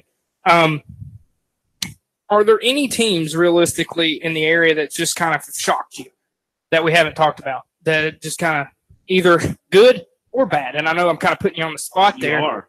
But, obviously CCS to me is the one that's just – I expected them to be a lot better. Mm-hmm. I didn't expect them to be this good this quick. But that's my one. Yeah, CCS, I think everybody's kind of waiting on Coach Mariakis to get the right pieces in there. It's almost like a college program. You want to get your guys in there and give them a couple years, and then it's going to turn over and it's going to be where it was. To me, could be Signal Mountain. Yeah. Signal Mountain, we faced them earlier this year. They had a drive where they went down, hit a big pass play on us, and we thought, man, second half they're going to come out and sling the football. We're going to be in trouble right here. And they kind of did the opposite when they came out, and we were in the booth like, holy cow, what's going on here? Something's not right here. But Signal's always kind of like Saudi Daisy too, being a passing program. Now it's about the time of the year where they kick it in and they go make a run somewhere. Their region's still wide open behind Red Bank. You've got Loudon and some other ones in there. We talked about Sale Creek. To me, Lookout Valley could be another one. I know their record may not seem what it is. They still have a game with Sale Creek. They still have a game with Copper Basin to play in there. And they could be a team, the third team in our region, travel to one of these Upper Cumberland schools like a Gordonsville or a Clay County and upset that team. Now, the next week they would face possibly us or South Pittsburgh. And the season may come to an end, but, given what they started with, would be an unbelievable goal to get them where they were. But those are two that jump out to me. You're listening to the Gridiron Gang Show here on Nooga Radio, 92.7 FM here at Starbucks 10 North on the North Shore. East Ridge hosting Anderson County is our game of the week, the two drinks that we have for both of those teams. The East Ridge Frappuccino, which is a pumpkin spice with creme, and the Maverick Refresher, which is a very, very hibiscus with apple juice. And it's interesting that you mentioned Signal Mountain, because I did want to bring them up, because they're a school. You mentioned that their area is wide open right after Red Bank. They started off really slowly, and they're a school that we thought they were going to start out much hotter than they were. But then you realize that they played some tough schools to start the year too. that East Hamilton game, I think, was kind of an anomaly. Obviously, the weather was just an absolute disaster that night, and they played till 12:30 that morning. And the lights cut out. So they were on the timer. We were keeping up with that because it was like our game of Boyd Buchanan and them were the only two games that were still going because everybody else was either rained out or had gotten theirs in really quickly as fast as they could before the next batch of showers came through that night. Signal to me could still make a run at that 2, possibly 3 seed. And the way theirs is set up, could make a run here in the second. The only thing that stinks about their region is Alcoa's lurking. Oh, yeah. Lurking up there in 3A for them to, come into contact with. And we all know the animal that Alcoa is, knocking off Maryville 2 weeks ago being a 6A program. Which that's gigantic, I mean, wow. Yes. Well, there's one region to me that we've hit on a couple. Well, really, we hadn't hit on any of them, but 6A, Region 2, which is, Bradley Central, Cleveland, Ottawa in this area. And then obviously throw in teams like Maryville. Heritage Maryville, which they're not. Yeah. They're Heritage. McMinn County and William Blount. Ottawa has gotten off to a hot start. Ottawa seems like the surprise team all around the region. They're perennially they do this. Every year they win these really close games against some teams that the Bradley Central games they won by 1 point. They beat Saudi by 3. They lost another close one by 1. But I mean, and that's their only loss of the year. And they kind of had to pull it out of the rear ends in last week's game to take this victory. Well, Ottawa realistically looks like the cream of the crop, and I know anytime you see Maryville listed in a region, that's who you think is going to win. But it's not. I'm not going to sit here and say Maryville's fallen completely to the wayside, but it's not your normal. You're not your normal Maryville football. It's not George Quarles up there anymore. And Alcoa took care of business against Maryville. I see Ottawa realistically being able to probably take that number 1 seed if things go well for them. Yeah, I mean, you got them and Maryville. Yeah. I mean, to me, is there going to be a mental block because of the tradition and the history that is Maryville? If you can come up and take care of that, then it's wide open, and it sets you up in that Super 32 bracket they have in 6A to where they could stay at Ottawa and make a run, hopefully, to Cookeville. But if not, even in the 2 spot, they're still got a great shot to run through there. And you always got to worry about Bradley Central in that region. Yeah. Bradley's always a team that is tough-nosed. They get after it. Had a big win over Cleveland last week. There's somebody that can, if given the right scenario and maybe stay away from Maryville, could make a run. I think last year or 2 years ago, they drew them like first or second round. But Bradley Central and McMinn County are only got 2 losses. So, I mean, they're really still in the thick of things, even with the Ottawas and the Maryville. Well, I know Bradley Central obviously lost to Ottawa. Did Ottawa beat McMinn County? Have they played yet? They haven't played them yet. They don't play yet. They have a bye week this week. They play them next week. They play each other next week. And then even in the standings here, the loss for Maryville is Alcoa, who's a 3A school. Yeah. So, they're still undefeated in the region. To me, it's Maryville's region to lose. Always because, I mean, that's kind of the mountain or the middle block you've got to get over. And then it's kind of like, do you want to poke that bear more than once? Because you're going to have to see them again. Yeah, do you want to beat them in the regular season, or do you want to take a chance to beat them in the playoffs? Yeah. I do think Ottawa is talented enough to compete with Maryville. Whether they are able to, like you said, get past that mental block, I don't know if they can do that. Want to just touch on a couple of other things before we I want to break down a little bit before we do our picks. I want to break down a little bit about this transfer rule for college before. Yeah, no, I think it's really interesting. But I want to break down one other region that we really haven't talked about. We've pretty much hit on every other region except for we haven't talked about 5A Region 4, which is around here, which is Ray County, Saudi Daisy, Walker Valley, and then also Region 2 and 4A. So 5A and 4A, which is 4A is Chattanooga Central, East Ham, East Ridge, Hickson, and Howard. Out of that group, I think Anderson County is obviously the cream of the crop. In 4A, I don't think anybody's going to argue with that. In that region, 5A is where it's a little bit more dicey. And Sequoia is the only other team in 4A that could actually make some waves. Yeah, it's none of the teams from Chattanooga, unfortunately. Right. So that's why I kind of wanted to hit on 5A. Saudi goes up, beats Knox Catholic, but Saudi loses to Lenore City. Things. It's just things that in that region. It just seems to be a mess. A mess. I don't know about that. Walker Valley. Well, the Walker weakest Valley, team in that region. But who do you see coming out of there? It's probably got to be Catholic, right? Being the number one. Could be Ray County. Yeah. I mean, Ray County's sitting there at 4-2. They're a team that kind of has that second half of the season surge. Yeah. They tread water because they usually. A couple years ago they went to Indianapolis and played a game. They usually play some of these 5 or 6A schools, but when they get into their region, here this 5A Region 4, they can make some huge noise. To me, it's them and Catholic are your top two coming out of there. And then you got Saudi and Lenore. Saudi, like you mentioned earlier, what does stubbing your toe against Lenore City do to you come playoff time? It was great to get the Catholic win, but it's kind of like they canceled each other out when you stub your toe against Lenore City. So, to me, that's a region to keep your eye on because I think that's one that settled the last week of the season. Yeah, agreed. And I think it's always that one, minus usually Knox Catholic. That one's always fun to kind of just see what happens, what shakes out between Ray County, Saudi Daisy, and Lenore City. Usually Walker Valley does bring up the rear in that region. But it is going to be interesting to see. And before we do go on to our picks next segment, I just want to get your opinion, and we'll talk obviously on my show, The Breakfast Blitz, the Nick LaFew, Saturdays, 8 a.m., 10 a.m.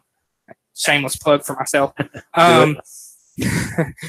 I want to get your thoughts on the new college transfer rule where we're now going into week 5, starting to see some guys make some moves. Kelly Bryant being the big one that everybody's talking about, the Clemson quarterback. Dabo seemed to have handled that the right way. Yeah, I saw a tweet this week. It's kind of the epitome of this. It said, if you would have told us the first part of August that Kelly Bryant has transferred, but Jalen Hurts hasn't, would you have believed it? No. And I think everybody would have said no because Hurts is the one that everybody thought, man, he's done. Tua's took that job and run with it. I think the transfer rule is going to be very beneficial. It's also going to have to be a game where coaches have that conversation, beginning with the guys of, hey, you're not going to be the number one. Or you're the number 2. If something happens to one, you got a shot. But if you need to go, you need to go. And I think Dabo handled that perfect this week with Kelly Bryant. The flip side of that, I think you see is with younger kids now. Mm-hmm. You can play 4 games. You can play that bowl game. You can play that blowout game at the end of the year and then say, is this the right program for me or am I getting out? Or get experience. And it adds a wrinkle with the graduate transfer. Now you really have to look at rosters and see what fits with you. And I think it's going to be beneficial for college football. But these first couple of years is going to be a giant filling out period like the graduate transfer was when it came. Everybody had a great idea now and how to manage that. But, what do you do there? I guess I'll put you guys on the spot. Where do you think Bryant lines up? I think he goes to Auburn. Boy. I don't know exactly where he winds up. Well, that's if Malzahn's still there. But that's true. But Auburn is a really good spot for him. Arkansas, Chad Morris. Chad Morris used to be what? Offensive coordinator at Clemson. Yep. That'll do it. So you're listening to the Gridiron Gang show here on New Radio 92.7 FM here at Starbucks 10 North on the North Shore. And we're going to give you our picks. We'll be back next.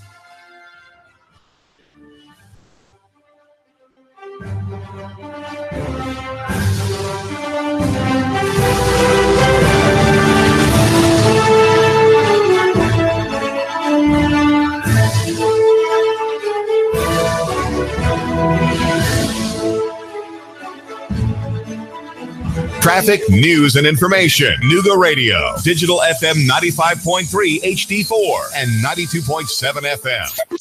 3, 2, 1. Chattanooga Radio. Digital FM 95.3 HD4.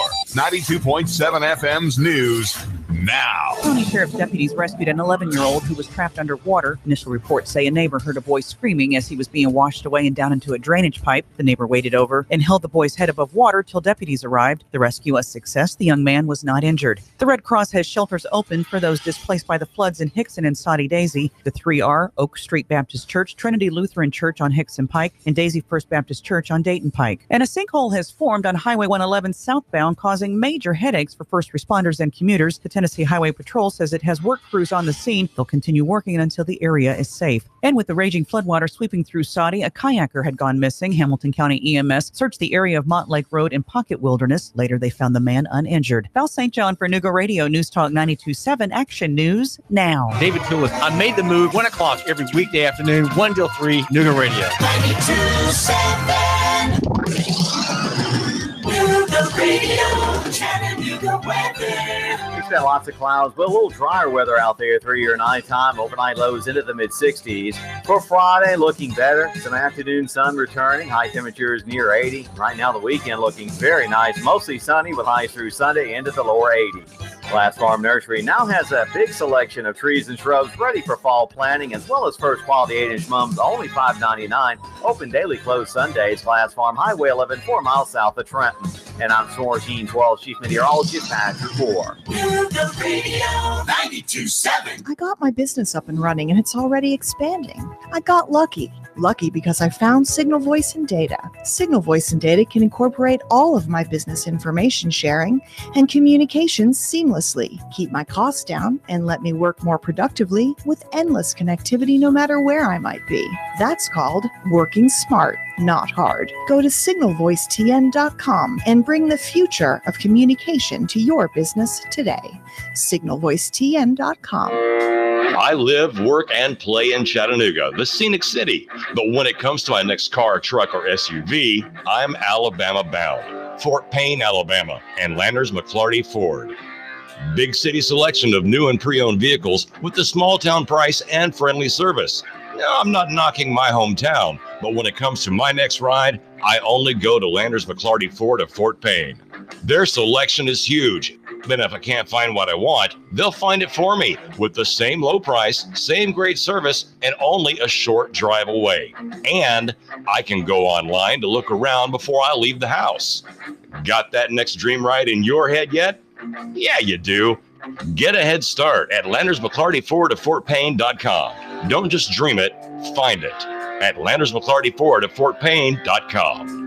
That's right, Landers McClarty Ford of Fort Payne, Alabama. Nuga Radio. Roar into Talladega. Hello, who am I speaking with? Eric, you're our winner. Really? You'll receive tickets for all 3 races between the Camping World Truck Series, Xfinity Series, and the Monster Energy Cup races. Holy cow. In addition, you'll receive a 2-night stay at the Microtel Hotel and restaurant accommodations at 2 area restaurants. Nuga Radio. Roar into Talladega. Nuga Radio 92.7. Your NASCAR racing station. Nuga Radio 92.7 FM. Nuga Radio 92.7. Listen to that. That's the sound of power and the call of the open road. That's the sound of the newly designed 2019 Indian Chieftain Limited. Yeah, Indian. It's more than a bike. It's an experience and an American icon. The place to find it, Indian Motorcycle of Chattanooga, along with their entire new 2019 line.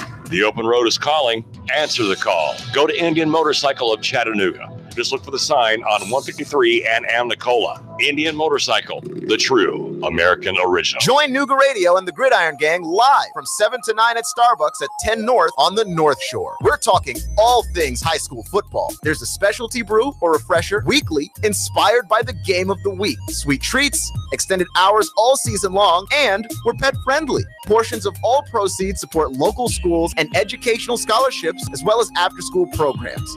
It's football time in Tennessee. Join us every Thursday live from 7 to 9 at Starbucks, 10 North, your North Shore neighborhood living room. The kids are back in school, routine has returned, and we've shifted our thoughts to the fast approaching holiday season. Are you hosting? Want to spruce up before your guests arrive? Whether you want new color and exciting wallpaper or elegant window treatments, the designers at Chattanooga Paint and Decorating can help. With brands like York, Tebow, Graber, and Carroll, we know you'll find something you love. Stop by Chattanooga Paint and Decorating today. It's really more than just a paint store. On Hicks and Pike, across from Valvoline, or online at ChattanoogaPaint.com. Nuga Radio. Are you brain dead? Still voting for pathetic liberals? Take 3 hours with Sean Hannity from 3 to 6. Nuga Radio. Then call us in the morning between 9 and 11. 92.7 Nuga Radio. Listening to all new Nuga Radio, NugaRadio.com. Here, Starbucks 10 North on the North Shore is the home of the Gridiron Gang show. I'm Keon Rose. Alongside me, Nick LeFew, Sam Jordan, and our special guest joining us on the show this week is Steve Thacker, the color commentator for Whitwell Football, and special thanks to him for joining us for all 2 hours of the show, which has never happened before in the history of ever. You are the first, and you'll probably be the last to do it for 2 hours. With the Iron Man in Chattanooga this weekend, I guess it'd be the Iron Man segment, I guess. Yeah. Since there's no swimming part of it. There's no swimming part of it. So they canceled that. Well, I mean, that's probably fair with all the rapids and everything in the river. It's probably a bad idea. So we have a game of the week. Well, first off, we have the countdown to kickoff brought to you this week by Nick and Jason. They're going to be in studio at 7, and it's brought to you by One-on-One Personal Training. And after that, we're going to have the AMCO Transmission Game of the Week. Eastridge hosting Anderson County with me and Sam. And then afterwards, the fifth quarter show, we'll go back to the studio with Nick and Jason again for the fifth quarter show brought to you by Chattanooga State. And the game of the week is Eastridge and Anderson County. The Eastridge drink, because we are at Starbucks, is the Eastridge Frappuccino, a pumpkin spice creme, and the Anderson County drink is a Maverick Refresher, which is a very berry hibiscus with apple juice. So you can come on out and check those out for the last hour or the hour and a half that Starbucks is open here at Starbucks 10 North on the North Shore, right off of Cherokee Boulevard. Keon's trying to get us out of here. Since we mentioned it's got hibiscus in, is it flowery? Maybe. Look, I don't have a palate fine enough to detect these which one things. did you get earlier? I got the Eastridge Frappuccino, pumpkin spice and creme, and it's delicious, and it's filled with sugar, which is what I like. Okay. Yeah. Normally, Nick gets the opposite. So. Yeah, but I just went basic today and went black tea lemonade. Got me an Arnold Palmer. So yeah. we've got a lot in honor of the Ryder Cup this weekend. Yes. So there you go. See, so you tried to offer some kind of explanation for what you did there. Thought out. Yeah. And Tiger Woods' 80th tour victory. Yeah, finally. Here's to you, Tiger. He's finally back. He's getting his stripes back. That's right. Get ready. I'm ready for the Masters. I'm thinking about dishing it out and going this year because I think it could be a fun one. Maybe you can do your show from Augusta. I could. If they let you. Yeah, be going. All right. Well, we have like 9 bajillion games to pick. So we don't have any time to waste on. So we gotta go into it. All right. Well, we're gonna do our game of the week last, but let's get started here, guys, and we're gonna also include our special guest in on the picks as well. What's our order going to be? How are we going to do this? Well, I'll start it, and then we'll just rotate around. Special guest gets it's like game day. So when you're the special guest, you get to go last. Yeah. All right. Say not so fast, my friend. When I say something stupid. All right. First game, guys. Chattanooga Central. They're 3-2 coming into this week with Howard Tech, who's 1-3, which is a little bit surprising. But Central should get back into rare form here and get that fourth victory. I'm going to go with Howard. You keep saying Howard Tech every single week. Well, that's what they are. I understand, but it's Howard. It is on paper Howard Tech. It is in actuality Howard. It's on their sign, on their building. Yeah, but ask anybody that goes to Howard, it's Howard. Just like it's not Whitwell. Whitwell. It's Whitwell. Which we're going to have a wonderful time. Whitwell and Maryville. Yeah, I'm getting that one better. So we're going to try to turn Sam into a Southerner, but I'm originally born and bred a Southern. And you've been away for 32 years. Speaking of people who need to earn their stripes back, but I'm going to go with Howard. Whoa, why? Why? Because I think they're a very good football team. They lost a lot of close games. And, a lot. With the exception of Tyner, of course. Which was close for like a quarter. For one quarter, and then it Where expanded. is the game? It's at Howard. I'm gonna go Central. Central by 2 touchdowns. Yeah. 2 touchdowns. Wow. The only reason that made me think at all was because it was at Howard. All right. Our next game is Sequoia, who's 5-1, taking on East Hamilton, who is 2-4 on the season. Sequoia, even though they're on the road, I still think it's going to blow this one away. So it's not in Madisonville? It's not. It's at East Hamilton. Okay. So, Keon? Now I'm going to go with Sequoia. Sequoia as well. That's probably going to be, I think it'll be a blowout. Sequoia. All right. Next game, Knox Catholic at Ray County. Knox Catholic 2-3. They've struggled most of the season. Ray County, they've got the one loss in their record and everything. Being at Ray County and way Knox has played earlier, Ray County. I agree. I'm going to go Ray County as well, and the fact that they're at home. That running attack for Ray County, it's hard. It's hard to pick against Knox Catholic. I watched them a lot when I was at school at UT. I'm going to go Ray County at home. I'm gonna say upset. Knox Catholic pulls this one out. Oh, upset alert! Yeah, Ray County's 4-2, so we'll see on that one. Lenore City is 2-5, taking on the winless 0-5 Walker Valley squad. Without a doubt, Lenore City. I'm going to take Lenore City. I have not taken any winless teams in any of these picks. Your turn. And that is where I stay correct. Just for my alma mater's sake, I'm going to take Walker Valley because it's going to help my alma mater. Selfish, completely self-interested reasons there. I'm going to take Lenore City. Okay. That was a heart, not a brain pick. Those are the 5A 4 games, with the exception of the first 2 that we were talking about. Soddy Daisy's off this week. They're 3-2. They play at Bradley Central next Friday, or they play Bradley Central, I believe, at home next Friday. So that's going to be an interesting contest. Can't wait for that one. All right, we're going to go into 6A Region 2, McMinn County, who's 3-2, at Bradley Central, who's also 3-2. I'm going to go with the Bears. The Bears have been playing some pretty good football lately. I agree with that. I thought that they've played a lot of really fun, exciting games as well. I see Bradley Central coming out on top on this one. Yeah, I'm gonna go Bradley Central. I like the Cherokees a lot. I just like that region a lot, but I'm gonna go Bradley Central. Bradley Central as well. All right. Cleveland and Heritage. Cleveland's 2-3. They've had a little bit of a upsy-turvy kind of a season, but Heritage is 0-6. I mean, you would expect a lot more out of a Heritage. No, you really don't. Okay. I'm sorry. I'll be blunt, not William Blunt, but I'll be blunt. Okay.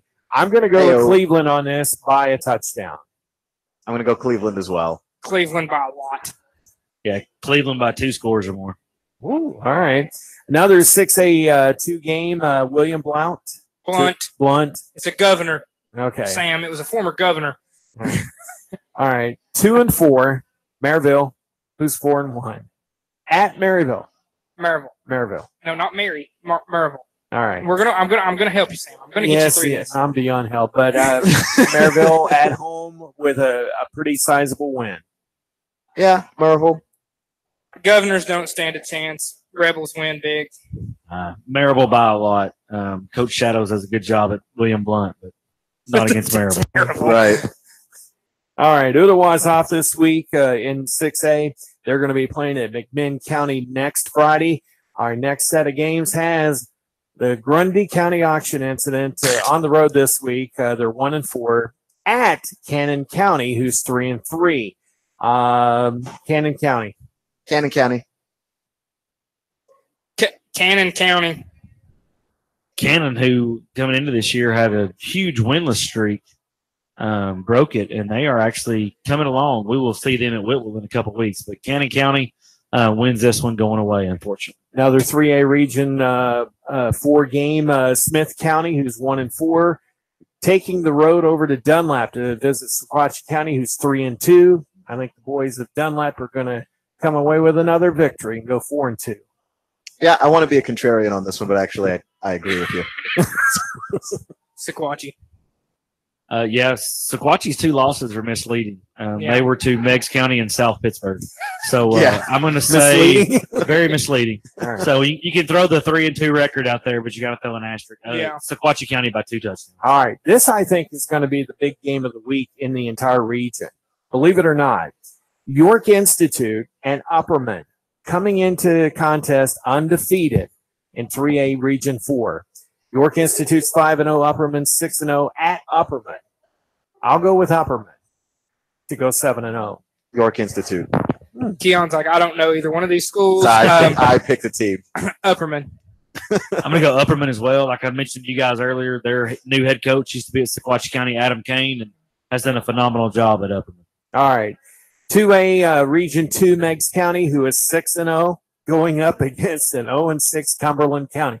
No brainer here. Meigs County by 4 touchdowns. Meigs County by lots and lots and lots. I don't even need to say a number. Meigs County running clock second half. Oh, yeah. Oh, yeah. Hey, yeah, that one will be a lot to a little Meigs County. All right, 2A Region 3, Tellico Plains, who's 2-4, taking on 2-3 Marion County, at Marion County. Wrong.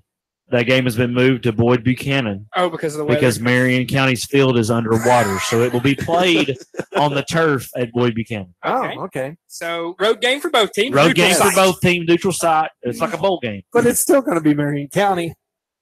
Dion? I'm not really sure about that. I don't know. I don't even feel very strongly about either of these teams. I'm going to go with Marion County, but that's not by much. I'll play contrarian. I'll go Tellico. As a Marion County graduate, I will go with Marion County. Smart call there. It's kind of like me over here with my hoping. All right, Bledsoe County is 1-4. They're hosting Tyner Academy, who's 5-1. That seems like a no-brainer there.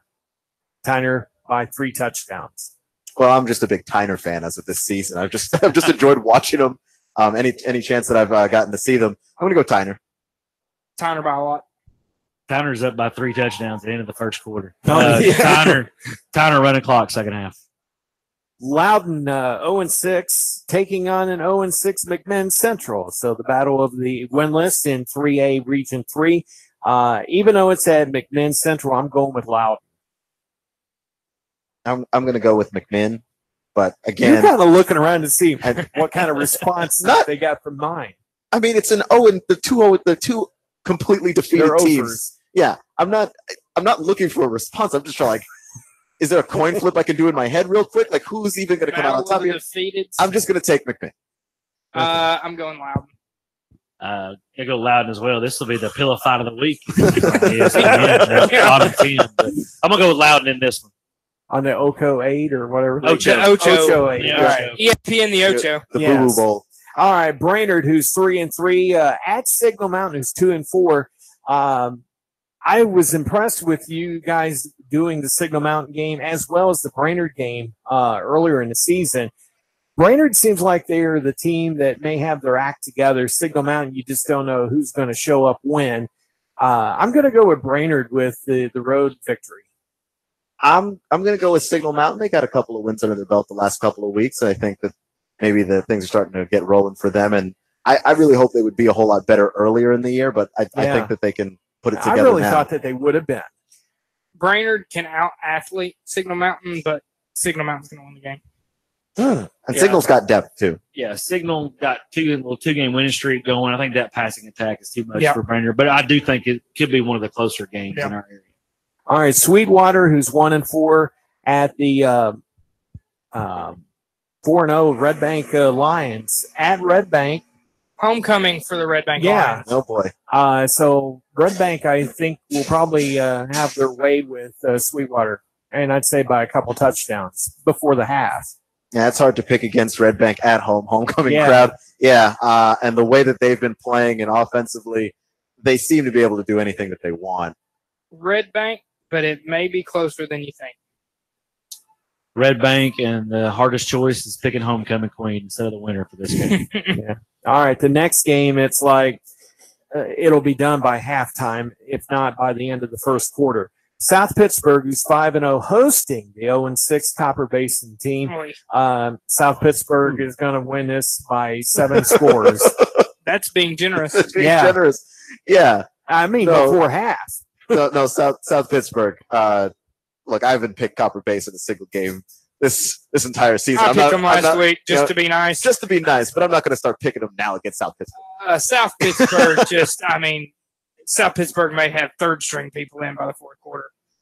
South Pitt by however many Coach Grider wants to score. Yeah, that's it that's exactly right. All right, Lookout Valley, who's 1-3-1, taking on the 3-2 Sale Creek team. Kind of an important game for Sale Creek, even though at home they probably shouldn't have much problems with Lookout Valley, but I don't think it's going to be a runaway for them. Sale Creek. Yeah, Sale Creek. I'm worried about Lookout Valley a little bit, but yeah, I'm going to go Sale Creek. Going Jackets. I'm going Lookout Valley. Lookout Valley by 2 touchdowns. Okay. It's not as close as you think it'll be. Yeah, I kind of tend to lean that way too. All right. Whitwell, as we said. Whitwell is off this week. They travel to Trousdale County for a possible thumping next Friday. Possible. But should pull out a 2-0 victory over the bye week this week, though. Yeah, yes. Got undefeated against those bye weeks. All right, Division II, lower division schools here in Division A. Middle Tennessee Christian 5-1 with Donaldson Christian Academy, who's 0-5. Middle Tennessee Christian. Middle Tennessee Christian. Your guess is as good as mine. Middle Tennessee Christian. You name 2 schools I don't know. The Middle Tennessee Christian Cougars get it done. Yes. Look, he even knows the mascot. Grace Baptist Academy, who's 3-1-1, at Ezel Harding Christian, who's 3-3. I'm going to go with our homeboys in Grace Baptist. Grace Baptist. Yeah, I'll go Grace as well. Upset special because I need to kind of pull a win out here to help my chances. Okay. I'm going to go with Ezel Harding in an upset. Okay. Oh, man. Friendship Christian, who's 4-2, at the 5-1 Mount Juliet Christian squad. Mount Juliet Christian has been playing pretty decent. Wait, who's playing Mount Juliet? Friendship Christian. Oh, Friendship. Okay. Yes. Mount Juliet Christian, a home victory. What you You said. have no clue. What you said. You just, again. Mount Juliet Christian. Mount Juliet Christian. I'll go All right. Friendship. We'll go Friendship as well. All right. Okay. All right, Kings Academy, who's 0-5, taking on the 0-2. I do have that correct. Concord Christian squad. Can you explain to me how it is that they came to be 0-2? They are no longer playing football. Oh, they wow. have disbanded the football program at Concord Christian. So that game's going to be a forfeit? It's a forfeit win. They used to be coached by Troy Fleming, who played at Tennessee. Yeah. He is now gone. And Kings Academy is without their head coach. Their head coach resigned last week. So they're in some turmoil as well. So yeah, I hate to break it to you, but Kings Academy gets their first win this week. All right. Well, let's see if Boyd Buchanan can do that with Chattanooga Christian. 0-6, Boyd Buchanan, Chattanooga Christian 4-1. At Chat Christian, it's Chattanooga Christian. The only way that I pick Boyd Buchanan is after I see them win.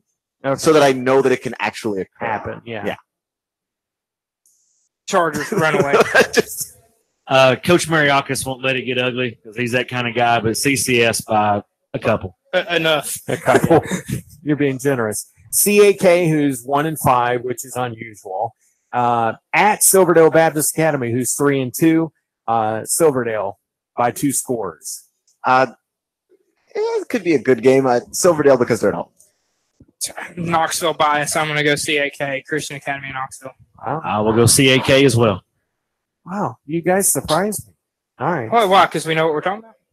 Well, I mean, I know I don't, but I don't pretend. All right, let's get to another Knoxville school that's playing one of our home schools here. Webb Knoxville, 1-4, taking on Notre Dame, who's 4-1. Notre Dame by 3 TDs. Wait, say the first name again. Webb. Oh, Notre Dame. That's going to be Notre Dame. It's going to be ugly. Yeah, Notre Dame. Webb's rebuilding this year. Notre Dame. Okay. All right, let's move on here. We've got Macaulay at home, who's 5-1, taking on Pope John Paul II, who's 3-3. Macaulay by a landslide. I'm also going to take Macaulay. Macaulay, I don't know if landside's the right word, but I'll go Macaulay by a couple of scores. Blue Tornado by a lot. All right, Brentwood Academy, who's 6-0, taking on Baylor, who's 3-3. Brentwood. Brentwood. Okay. Dalton, who's 2-3. They're taking on River Ridge at River Ridge. Dalton. All right. So that's basically a look at our high school games of the week here on Nooga Radio. Don't forget to join in for the countdown to kickoff coming up tomorrow night at 7:05. We gotta pick our game of the week. Oh, that's right. Well, we got 1 minute to pick it. All right, Anderson County and East Ridge. Anderson County is 6-0. East Ridge 0-5. Anderson County by a whole lot. Yeah, Anderson County by a ton. All right. All right. So the one-on-one personal training countdown to kickoff tomorrow night at 7:05 with Nick and with Jason. And join me and Keon with the AMCO Transmission Game of the Week. And then afterwards, Nick and Jason with the Chat State Community College 5th Quarter Show. And that's all coming up here on Nooga Radio beginning at 7:05. Tune in for all of us here at Starbucks at 10 North on the North Shore. I'm Sam Jordan for Keon, Nick, and Mr. Thatcher. Thanks for joining us here tonight. We'll talk to you tomorrow. Have a great day.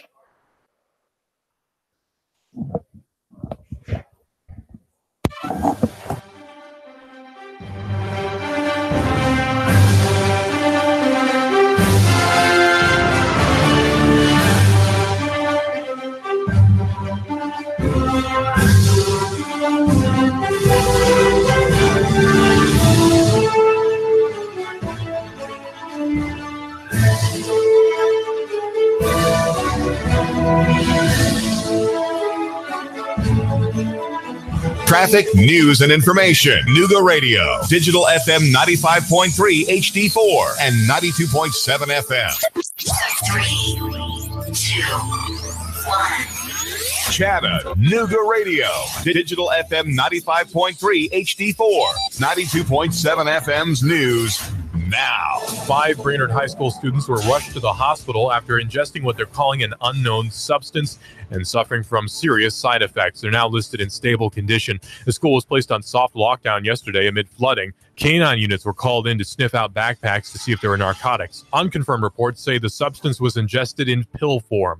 In Saudi Daisy, 3 men tried to rescue an elderly woman who was swept away. Alan Lewis, owner of a tree service, says he tried to rescue the woman when he spotted her floating on her back. 3 men held her above water, but they weakened. The 3 men almost became victims themselves. A similar story in Saudi Daisy, where an 11-year-old boy was sucked into a culvert into a drainage pipe. A neighbor held his head above water before deputies arrived and pulled them out. Hamilton County schools were closed down due to flooding. Russell Stroud, Nooga Radio News Talk 92.7 Action News